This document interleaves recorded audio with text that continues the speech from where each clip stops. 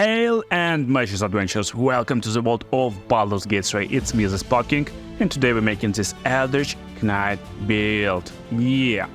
So, Eldritch Knight is a very cool, very unique class to play. So, for race we're picking Elf, and Eldritch Knight, when he advances in levels, he will get this ability to cast your cantrip as bonus action, so he will do a lot of additional attacks with cantrips. That's our bread and butter and main idea of any Eldritch Knight build. That's why we're picking a race with some cantrips. For today I picked Elf, especially High Elf.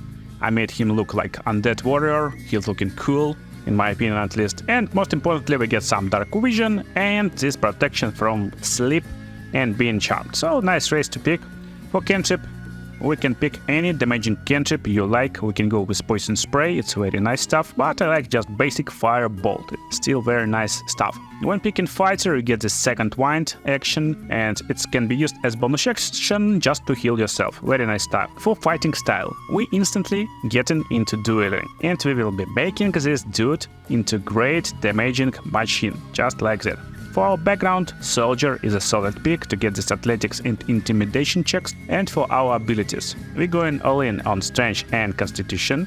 We're getting at least some dexterity not to lose our initiative, and basically that's it. We're getting 14 into intelligence because we're Eldritch Knight and we need this intelligence to cast our cantrips and some spells. They will be intelligence based. We get some wisdom, it's used for saving throws, and charisma is not needed for this character. So just like that, we're ready to go into the game. So weapon, armor. You want to hit as hard as possible and you want as high armor class as possible. That's why we're going with heavy armor, with a shield, and with just basic heavy armor like chainmail, and with a shield you will get around 18 AC from the start of the game. That's pretty nice start to start from. And you can definitely increase it up to around 21-22 AC easily. As for weapon, we're using longsword in one hand, so we will be doing 1d8 plus our strength modifier. But first of all, let's level up.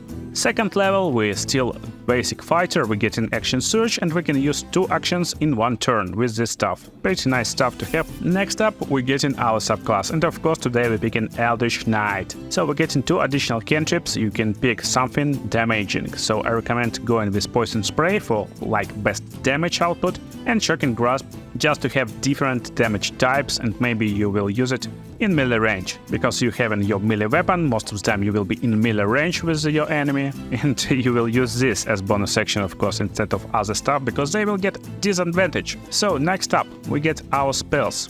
Good spells for Eldritch Knight. It will be Shield and Witch Bolt. So Witch Bolt can connect you with your enemy and you can cast it every turn for 1d12 lightning damage. Shield is very nice protective stuff, so you can use basically your sword, and when enemy tries to attack you, you get your armor class up by 5 and they won't hit you, and it's casted as reaction. Another cool spells will be Magic Missile to have some reliable damage from the long distance, or Burning Hands to inflict large amount of damage to many enemies in front of you, because you will be in the front most of the time. You will see a lot of enemies in batches. So just like that, let's go and show you this in action. But yeah, don't forget, you get this weapon bond from Eldritch Knight, and you can bind your weapon in your main hand. And coolest part, this weapon can be knocked out of your hand, and it automatically returns to you when thrown. So that's funniest part about Eldritch Knight in my opinion. So at first levels, you're basically still just normal fighter, so you can fight with your sword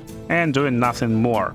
You still get this reaction with +5 to your armor class, so you will be nice tanky dude. Or you can go and use some cool stuff like this. So you can go into enemy, you get 2 slots of level 1 with spells, and you can use basically your spell on one enemy. Then you can go and use action surge and use your spell on another enemy, on this enemy again. Or you can throw your sword. Just in case you are in trouble, you can use second wind as bonus action to heal yourself, and you are pretty versatile, very strong fighter for first levels. Very nice character. So just like that, easy and straightforward, use your bonus attacks from your weapon if you have them, and you will definitely have a nice time in early game. Just like that. So don't forget to bond with your weapon, so it can be dropped from your hand and you can use it to throw on your targets just like that for fun, and it will always get back to your cans. So it's like funny stuff. So let's finish our build. So level 4 gives us additional feat, and we can go and pick ability improvement and bump up our strength to 18, so we will do more hits more often and inflict more damage. For our spells, we can go with Thunder Wave or Magic Missile, so whatever you like more. Level 5, that's where fun begins. We're getting extra attack, now we can do 2 attacks in 1 turn, very cool stuff.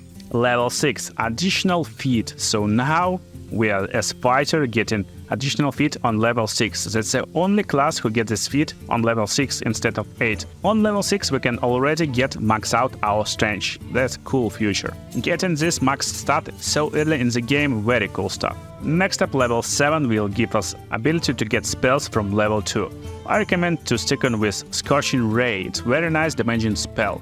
Other nice choices will be Shatter or Mel's Acid Arrow, but most importantly we're getting this additional subclass feature, War Magic, so we now have ability to cast cantrip when we're making weapon attack using a bonus action. And now after we casting cantrip we can make weapon attack using bonus action. That's cool stuff. So while this feature is actually awesome and cool and funny, you need to be careful about this. You need to totally understand, do you want to use your cantrip? Because most of the time your basic weapon damage could be even higher.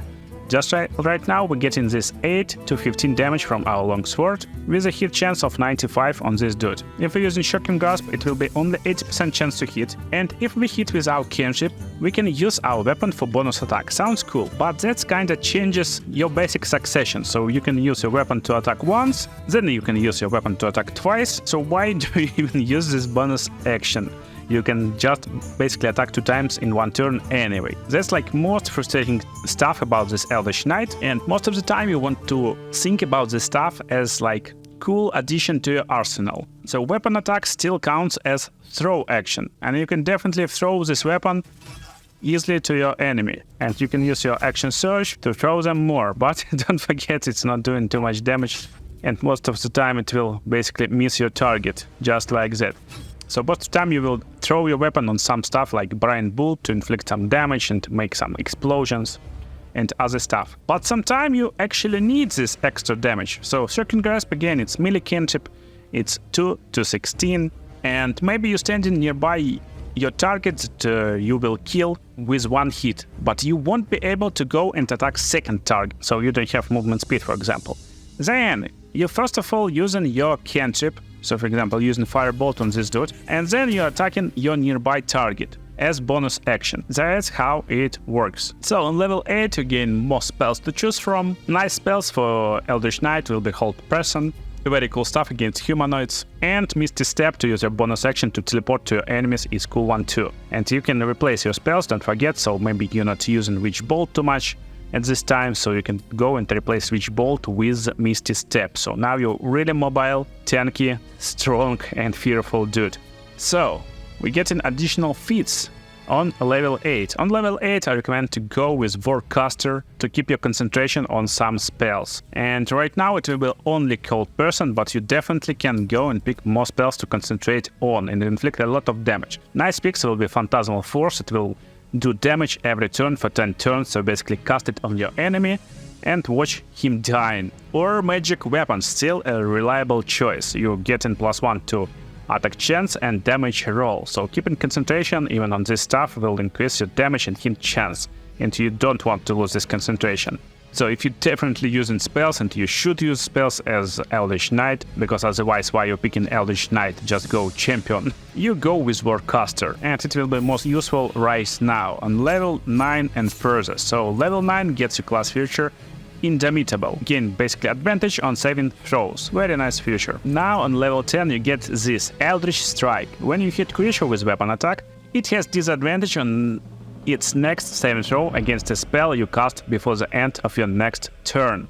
So basically you get this advantage on your spells against your target until next turn. That's very cool feature. And that's why you want to pick as much spells as possible that's using saving throws, because they are much stronger than basic normal spells, most of the time at least. So for cantrips it could be Acid Splash. For spells, nice pick is Shatter. Very nice pick. And we continue to level 11. Level 11 gives us one more extra attack, so now we can do 3 attacks in one turn. And we can pick more spells. Again, you know all the spells, they already been in our picks, so you can pick whatever you like and you miss. And level 12 gives us final feat choice. So for final feat choice I would go with basic ability improvement into constitution. Again, it will help us keep concentration on our spells. Another nice pick could be spell sniper. You will get additional cantrip, and number you need to roll to critical hit while attacking with the spells is reduced by 1. And there's nice cantrip Eldritch Blast from Warlock, fire 3 beams, and they will do 3d10 damage basically. So that's like nice way to end your build. So Eldritch Knight, while not having many cool spells of later levels, still being really a force to be reckoned with. You will have much easier time playing him because you don't have a lot of spells over everywhere. And you will have large variety of ways you can deal with different stuff. So you can use Misty Step to teleport to your main target of interest and just attack 3 times. And this target will receive this condition: striking with Eldritch Inertia. So now he have disadvantage on saving throws against our magic, we can use action search, and now we have definitely more chances to hit him with our spells. If you want to have even more chances to hit with your spells, you can definitely, instead of picking Warcaster, pick additional intelligence as your feat. Just like that. So while being pretty easy at first glance, you gain a lot of abilities and a lot of ways you can do the work in a fight. So you can fight with one enemy, use Misty Step to teleport to another enemy, finish him, use your cantrips on other guys, just like that. So just use your Eldritch Blast on your enemy, attack with bonus action another enemy that's standing nearby, come back to your first enemy and do other stuff you want. Pretty versatile, very funny and creative class to play. So that was my build and strategy for Eldritch Knight. I hope you enjoyed it and it will help you play Baldur's Gate 3 and enjoy this beautiful game. Watch other cool videos on the screen right now and see you in the next videos.